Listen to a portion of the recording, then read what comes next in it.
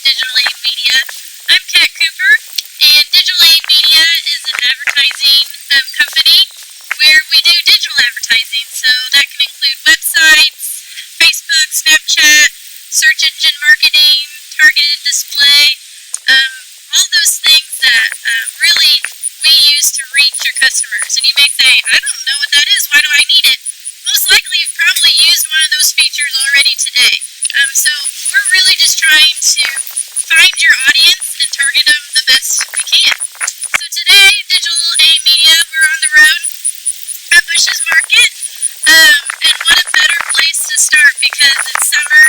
And when I think of summer, I think of warm weather, swimming, and homegrown fresh produce. You know, juicy tomatoes and peaches and all those good things that summer brings. So thank you, gentlemen, for having us today and taking time, because I know you guys are busy.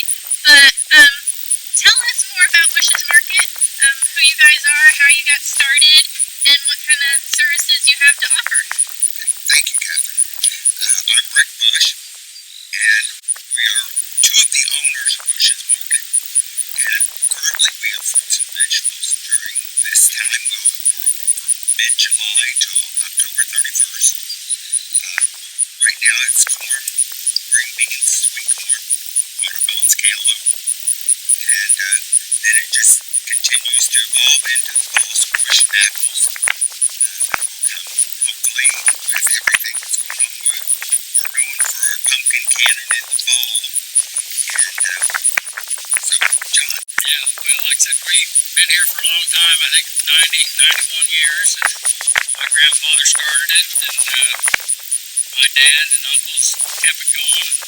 This is the third generation.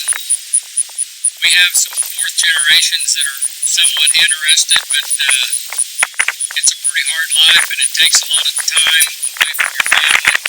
And I spent a lot of time with my children, but they were working next to me, you know, and that's the way they grew up.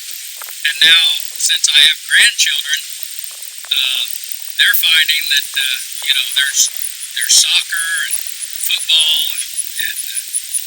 and baseball, and so you know, that takes a lot of family time, and that's important too.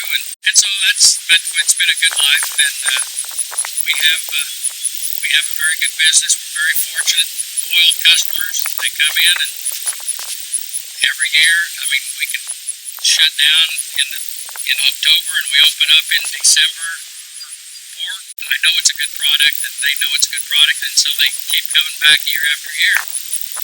And so we're very, very fortunate to have the loyal clientele that we have.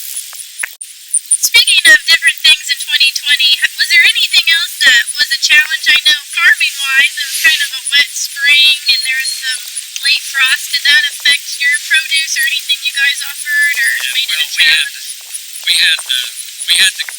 Our tomatoes were planted, and we had 1,200 tomato plants that we plant early, and we had to cover them up with baskets because of it actually froze that night, and so in fact we covered them up for 2 nights, and so it's been a long time since we've had to do that, and but we were fortunate that we had the baskets.